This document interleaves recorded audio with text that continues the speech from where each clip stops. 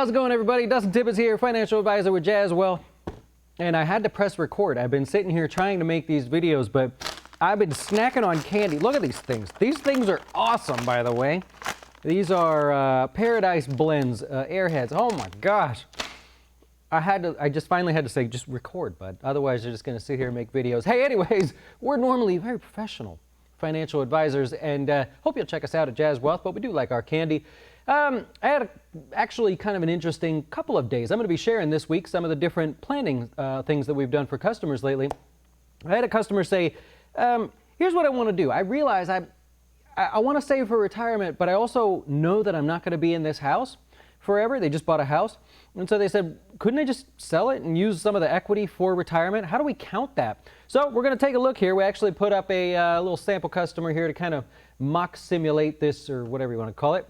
Oscar Peterson, we're going to call his name there. And I'll do like I always do. I'll just go over kind of what they are, where they're at, who these people are. Oscar's 35, planning to live till 85. Kelly Peterson, his wife, planning to live till 90. Current expenses before retirement. These are pre-retirement expenses, $4,800 overall there. In their savings so far, they're putting 6% away in the 401k, gets a 3% match down here. Kelly putting 3% away, gets 3% match. Nice. Oscar's putting away $3,500 in a Roth IRA here at Jazz Wealth. 3% raising there. Oscar's taxable, just has some extra dough at the end of the year. And so he was telling me, and his name is not Oscar, by the way. Oscar Peterson is a great piano player. But the customer was telling me they just tend to save money. They don't really have anything to do with it. So they're doing a taxable account, $2,400. We'll show the cash flows in a minute. Current income, you got Oscar at $85,000. That income will stop when he retires. Kelly's income, $65,000, same thing. We're estimating Social Security for now. If we have to get in more detail, we will. Oscar and Kelly, here's their goal here. They want to retire at 60. They want to spend $5,000 a month. That number's flexible, they say, but they'd like to be around $5,000. That's 60 grand a year for them. They want to pay for health care, put in some costs there. And then you look down here and you go, Florida retirement home. Well, that's interesting. I don't see that every day. So you click on that, go, they want to spend $600,000 when Oscar retires. They'd like to buy a home in Florida. They've estimated some tax and insurance in there. They're going to get a mortgage. They're going to put 20% down. Okay, no problem. And they're going to do a 30-year loan. Kind of interesting. Then they're going to assume that interest rates are higher. Okay. So I like that, actually. They're planning for a higher interest rate there. They're not going to pay it off early. They just assume they'll get the 30-year loan. And their current home, which they just bought, they're going to sell it immediately. Oh, you can't see it. Darn it.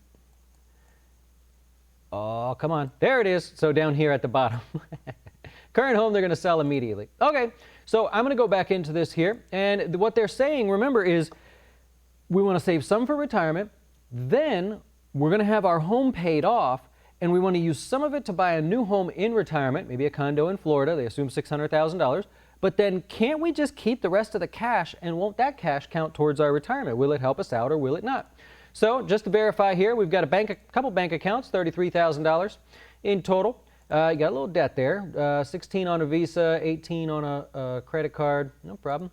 You got investments here. Here's the 401k, the old 401k, the Roth we mentioned a minute ago, taxable account, and Kelly's 401k that she's putting away. We don't really need to go to the investments right now. Here's their current loan. Got a debt consolidation loan in there. Current mortgage, they just bought this home. They got $480,000. So what they did, it looks like, is they bought it in 2020. Purchase price was $600,000. It hasn't really appreciated yet. Got property tax and insurance. It's in Illinois right now. If we look at the loan amount is only $480,000. So they put some money down. Maybe that's why they left some of this debt not to pay off there. So here's one thing I noticed already. They got a decent emergency fund. You saw it back there if you looked. If not, I'll show you in the easy spot here. Go to dashboard, go to liquidity. And all of a sudden, see, I look at their liquidity here, $33,000. System saying target liquidity, it's already been set. 4 months worth of living expenses. They pretty much got it in the bank there between the two checking accounts that we looked at. They're off by about $2 grand, but that's okay there, no problem. So just bought this house. Let's take a look at how their retirement's going to go. Enough teasing you with that one there. So we know now who they are, what they're shooting for. They got a 54% chance of success with the current plan that they have in place. Down here, some of the data. Retire at 60 for both of them. Expenses, I already showed you the $5,000. Next time I do this video, I'll come in here and use this instead of flipping through all those pages. That makes more sense. And then over here, we've got this home that they're going to buy in retirement. Now, we already have one problem up here. So even though the customer is saying, hey man, can we do it this way? Well, okay, well, I can do anything. We can try different scenarios, but I already see a problem. You're not on track, and it could be that you just bought the home, but I already see there's been a handful of things that are sticking out. So I'm going to just go over to cash flows because I presume that there's a problem already we need to address. Okay. Yeah, we got a problem. So look over here. So the customer just bought this home. They're enjoying it. They bought it this year. And look what happens. We go into next year. They're 36. They got to make $150,000 in income. Great. They got some expenses. They pay their taxes. They're saving some money. Uh-oh, we're putting out more money than what we're bringing in. So we've got some deficits here. Not a big deal. It's not the end of the world. We can make a small adjustment there. But look at how they're spending everything they earn for a while. That's not good. So we've got to address that first. So this is one thing to keep in mind if you're using this software or any other software out there. You may have something in mind that you want to do. I had a real fun thing I did the other day and I wanted to work through. But when something else jumps out at you as not being accurate, let's conquer that first, right? So first and foremost, what I would want to do is say, yeah, we can use the home. Look, down here, when you guys retire, here's the system figuring out it's about $1 million house, 1.1 million. You're going to use some of the money. You got some extra expenses in that year. That's going to be your down payment on your new house in Florida. You're going to have a lot of cash left over. So we can start to strategize around this. I like this sort of approach for the moment. Problem here immediately is we've got cash flow issues over the next 10 years. So you just bought a house, you're all excited. We've got some problems there, and check it out. I bet you if I go to see where the system is pulling from their account, look what they're doing. They're taking from their emergency savings. Taxable is liquid money for the moment, but next year they're short $4,300. They're taking from liquid savings. I don't like that. Look, you go over here, liquidity, they're doing good. They've got enough emergency, well, they've got some emergency savings. Maybe they could do better. But the system's saying you're running short. We're going to go ahead and pull from that emergency fund, which is hurting your plan here in the short term.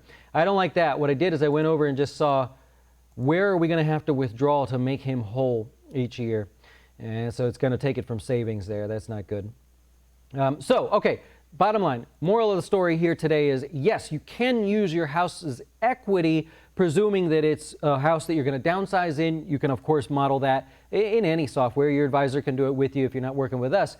But we've got some other issues in this plan, right? We've got to solve for retirement as well by including that house in the mix. And we've got a cash flow issue. So my buddy just got himself a new house here. He's going to be running short. No doubt he's going to run more short because he's probably spending money fixing it up, doing all kinds of good stuff there. Anyways, that's just a different way that I wanted to kind of go about a question that I had from a customer and things that we could go through. Chances are that's affected you or you've thought about this in some way. We don't do planning as a standalone service. We just like to help customers along the way. We let them use the software and everything. And so I thought that was really cool. It was a different way of looking at it.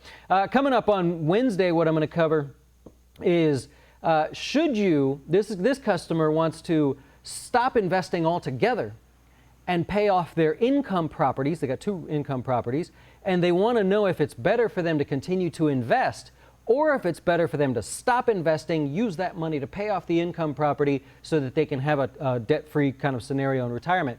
We're going to model it. I'll take it on Wednesday with you, and we'll see what happens there.